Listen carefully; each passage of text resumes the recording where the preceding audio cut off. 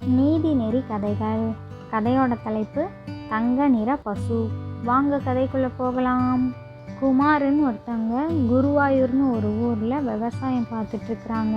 அவங்களுக்கு ஒரு மனைவி, 3 பசங்க. ஒரே பிரசவத்திலேயே அவங்க மனைவிக்கு 3 குழந்தைங்க பிறந்துட்டாங்க. 3 குழந்தைங்களுமே ஆண் குழந்தைங்க. இந்த குமாரும் குணாவும் ஒரே ஸ்கூலில் படித்து காலேஜெல்லாம் முடித்து 2 பேருமே வேலைக்கு போய் கல்யாணம் பண்ணிக்கிட்டாங்க. வெளியூரில் வேலையெல்லாம் நல்லா பார்த்தாங்க. நிறையா வருமானம் சம்பாத்தியம் பண்ணிவிட்டு அவங்க சொந்த ஊருக்கே வந்து விவசாயம் பண்ணணும்னு அவங்களுக்கு ஒரு ஆசை. அதனால் அவங்க சொந்த ஊருக்கே வந்து விவசாயம் பார்த்துட்ருக்குறாங்க. ஒரு நாள் கூட உழைக்காமல் சும்மாவே இருக்க மாட்டார். வேலைக்கு போகலைன்னா அவருக்கு தூக்கமே வராது. எப்போவுமே வேலை வேலைன்ட்டு ஓடிக்கிட்டே இருப்பார் குமார். அவங்க மனைவி குணா, ஏங்க எப்போ பார்த்தாலும் இப்படியே வேலை வேலைன்னு ஓடிக்கிட்டே இருக்கிறீங்க? நமக்கு தான் 3 பிள்ளைங்க இருக்கிறாங்கல்ல, அவங்களுக்கு வேலைகளை பிரித்து கொடுங்களேன்.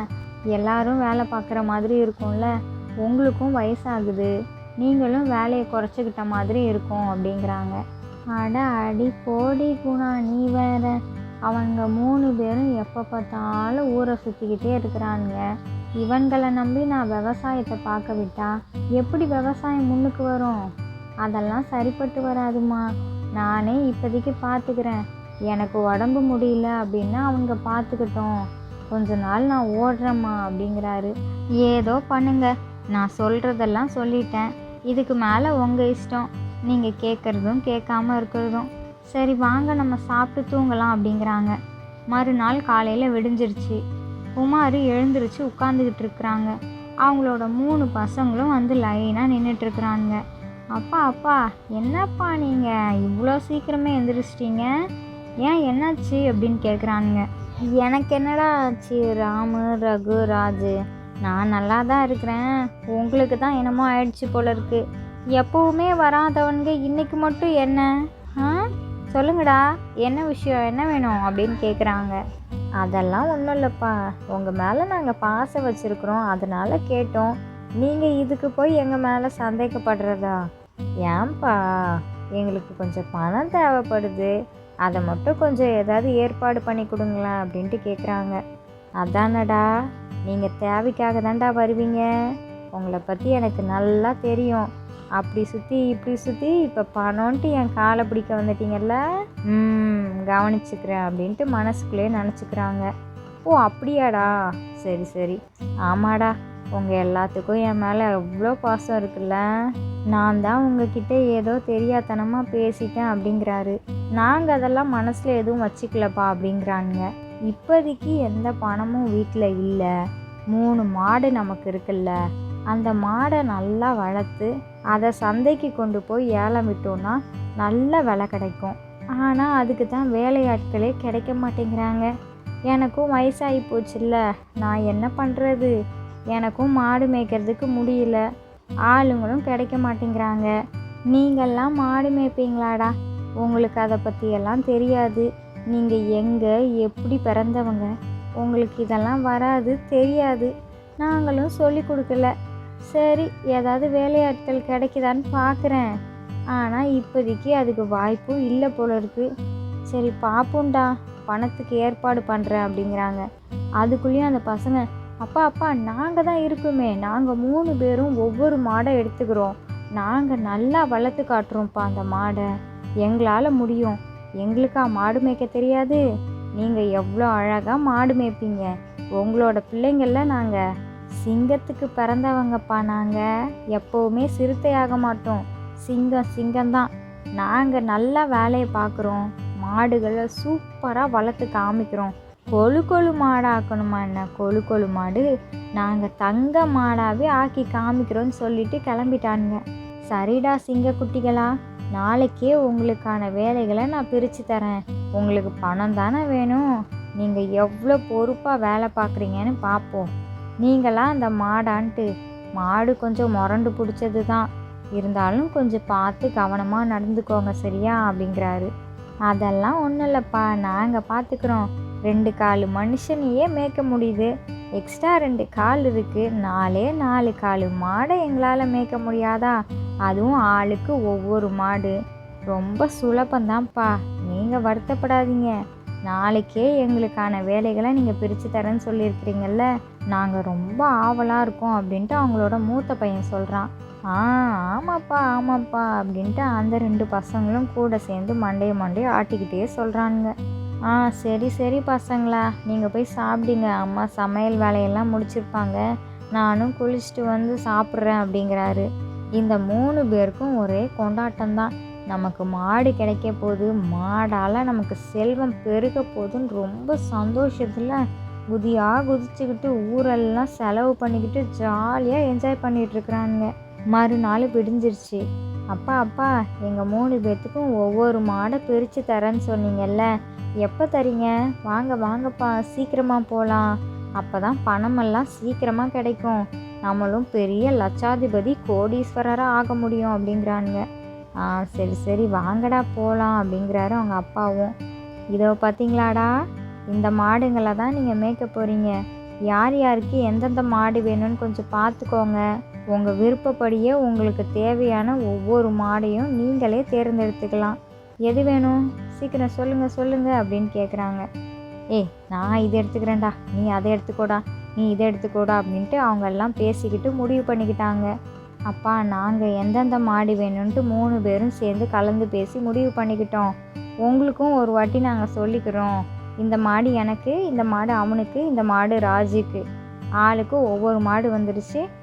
சரிடா ராஜு, ராமு, ரகு, உங்கள் 3 பேர்த்துக்கும் சரியாக 1 வருஷம் நான் கால அவகாசம் கொடுக்குறேன். யார் நல்லா மாடை கொழுன்னு வளர்த்து காமிக்கிறீங்களோ அவங்களுக்கு தாண்டா பணம் அதிகமாக கிடைக்கும் அப்படிங்கிறாங்க. சரிப்பா நாங்கள் அதெல்லாம் பார்த்துக்குறோம், நீங்கள் வீட்டுக்கு போய் ஓய்வெடுங்கப்பா அப்படின்ட்டான். அதுக்கப்புறம் குமாரும் அவங்க வீட்டுக்கு வந்துட்டாங்க. இதுக்கப்புறம் அவருக்கு என்ன வேலை? இனிமேல் அவனுங்க தானே மாடு மேய்க்க போகிறானுங்க. அதனால் இவர் இனிமேல் ஓய்வெடுக்கிறது தான். சந்தோஷமாக இவரோட மனைவியும் இவரும் ஊரை சுற்றி பார்க்குறதும் வாழ்க்கையை நல்லா என்ஜாய் பண்ணிக்கிட்டு இருக்கிறாங்க. இந்த ராமு, ரகு, ராஜு 3 பேரும் என்ன பண்ணுறானுங்கன்னா, ஆளுக்கு ஒவ்வொரு ஃபோன் வச்சுருக்குறானுங்க.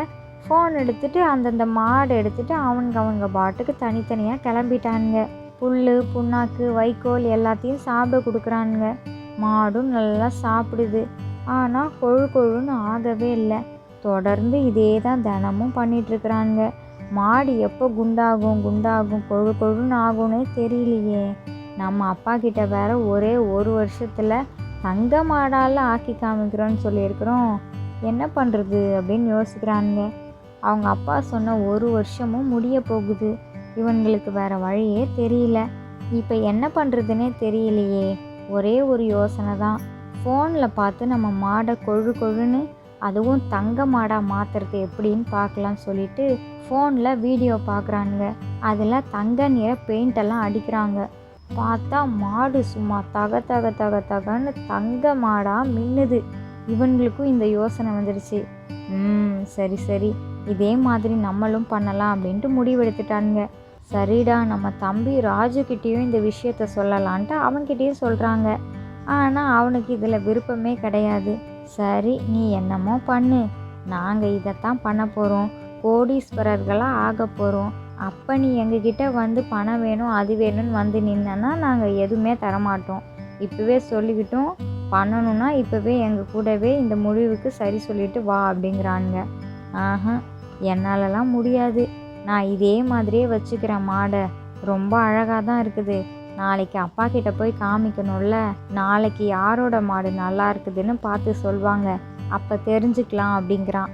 சரிடா நாளைக்கு பார்ப்போம் அப்படின்னு சொல்லிட்டு அன்னைக்கு நாள் அப்படியே முடிஞ்சிருச்சு. மறுநாள் விடிஞ்சிருச்சு. இந்த ராமும் ரகுவும் சேர்ந்து அந்த 2 மாடுகளுக்கும் தங்க நிற பெயிண்ட்டை வாங்கி அடிச்சிட்டானுங்க. சும்மா சூப்பராக தகன்னு மின்னுது, கண்ணெல்லாம் கூசுது, அவ்வளோ பளிச்சுன்னு இருக்குது. ஆனால் ராஜு மட்டும் அப்படியே வெறும் மாடாக வச்சுருக்கிறான். தங்க நிறத்தில் பெயிண்ட் அடித்தவனுங்க 2 பேருமா சேர்ந்து அவங்க அப்பா கிட்ட போய் நின்றுட்டானுங்க.